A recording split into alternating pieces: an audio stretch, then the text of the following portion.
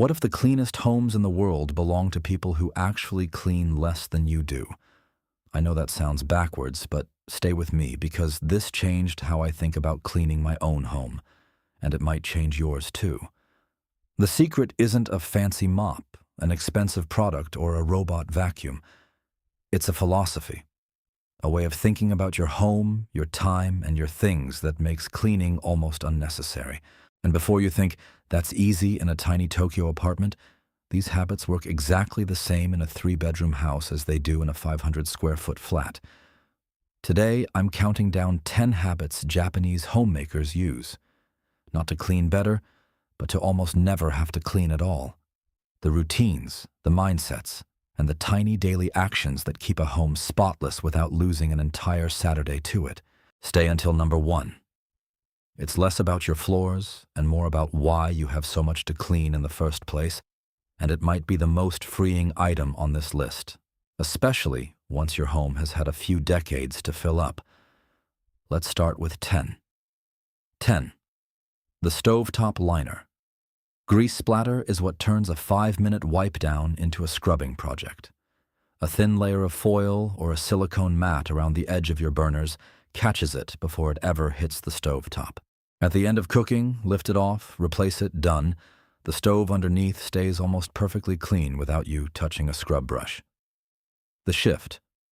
Line the edges of your burners this week and swap it out whenever it looks used. That's 10. 9. Dishes away the moment they're dry. Japanese kitchens are built around a simple rule. Dishes get dried and put away in one continuous motion, not left sitting on a rack for days, taking up counter space and turning into visual clutter. You don't need to renovate your sink. The shift. Whenever you pass a dry dish rack, put the dishes away right then, instead of letting it become a pile you deal with later. That's 9. 8. The daily toilet swipe. In many Japanese homes, a small brush sits right beside the toilet and gets used for about 30 seconds most days, not as a deep scrub but as quick maintenance. Do this consistently and your toilet never reaches the point where it needs an intense chemical intervention. It just stays clean. The shift. 30 seconds most days instead of one dreaded deep clean a month. That's 8. 7. The after shower wipe down. Every time you shower, run a small squeegee across the walls and glass door, then wipe the faucet dry with a microfiber cloth. This one habit prevents most of the soap scum and hard water buildup that makes a real bathroom deep clean so miserable. A full shower deep clean can drop from a weekly chore to something you do once a month. The shift. Keep the squeegee hanging right in the shower and use it every single time. That's 7. 6. Clean as you go. All the way through, the Japanese kitchen habit isn't just clean up after cooking, it's cleaning woven into the cooking itself. Wipe the counter while something simmers. Put ingredients away while water boils. By the time the meal is on the table, the kitchen is already most of the way clean, instead of waiting as one big job for after dinner. The shift. The next time you cook, treat the in-between moments, the simmer, the boil, the bake, as your cleaning window. That's 6. 5. The 2-minute rule.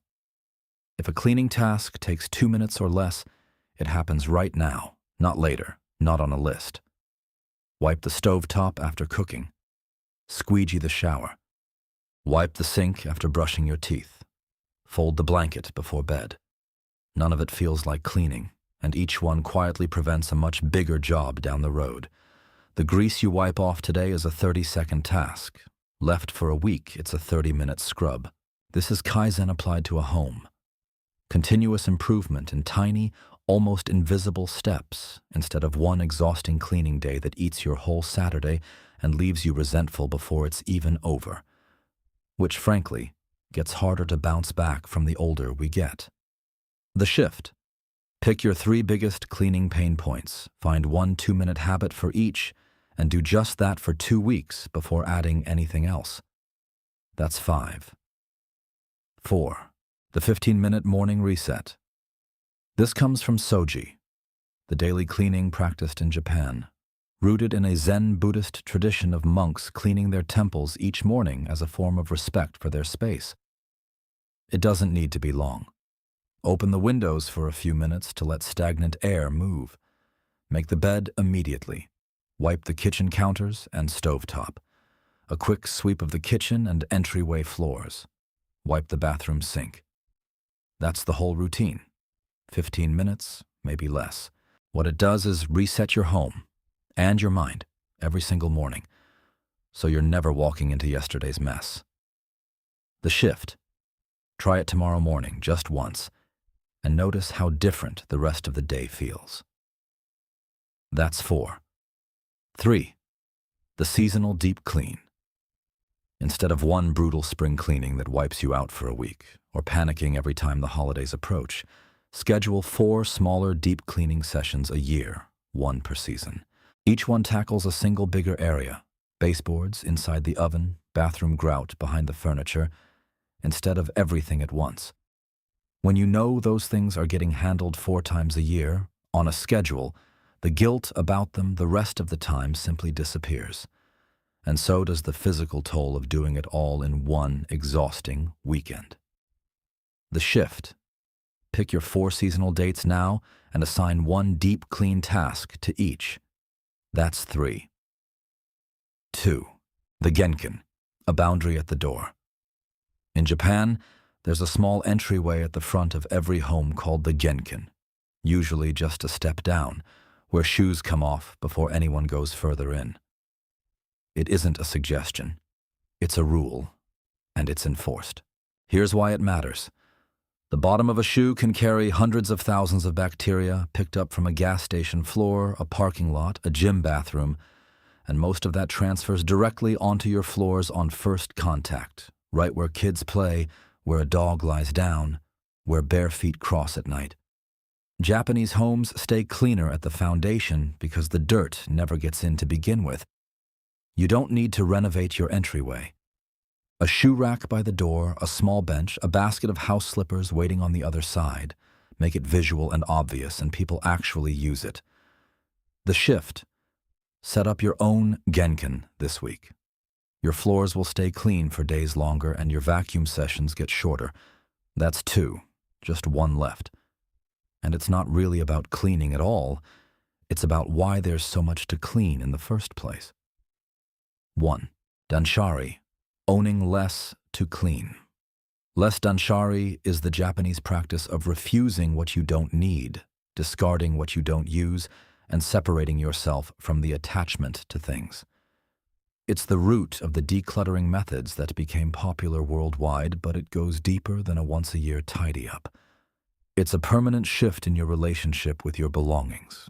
Here's the truth. Nobody says out loud. The more you own, the more time you spend cleaning it, organizing it, moving it around, and quietly feeling guilty about it. Every decorative object on a shelf is something to dust. An overflowing closet is a small jolt of stress every time you open it. A counter full of gadgets you use twice a year makes the whole kitchen harder to clean around them. Japanese homes stay clean partly because there's simply less in them. Not because people don't like things, but because they're deliberate about what comes in. Try a 1-in, 1-out rule for a month. Something new in means something old goes. And walk through your home looking for what you'd call a guilty shelf. The exercise equipment you don't use, the craft supplies from a hobby you gave up years ago, the good dishes that never come out. Those items aren't just taking up space. They're taking up a small amount of mental energy every single time you see them. The shift. Less in the house means less to clean, less to carry, and less quiet guilt every time you walk past it. That's number 1. A clean home isn't about impressing anyone. It's about respecting your own life, creating a space that calms you instead of quietly draining you every time you look at it. When you wipe a counter with intention, you're not doing a chore. You're setting the tone for your day. When you take your shoes off at the door, You're drawing a boundary between the outside world and your own space. And when you let go of what's been cluttering that space for years, you're not losing anything. You're making room for the life you actually want to be living in it. Your homework, starting today, set up your genkan this week. Pick your 3 biggest cleaning pain points and find 1 2-minute habit for each. Try a 15-minute morning reset tomorrow, just once. Walk through your home and find 5 things you're ready to let go of. And the next time you wipe a counter or rinse a dish, do it like it matters. Because it does. You don't need to clean more. You need to clean smarter. And Japan figured that out a long time ago. If this helped you, tell me in the comments which of these 10 you're starting with. Subscribe and share it with someone who needs a lighter way to keep their home. See you in the next one.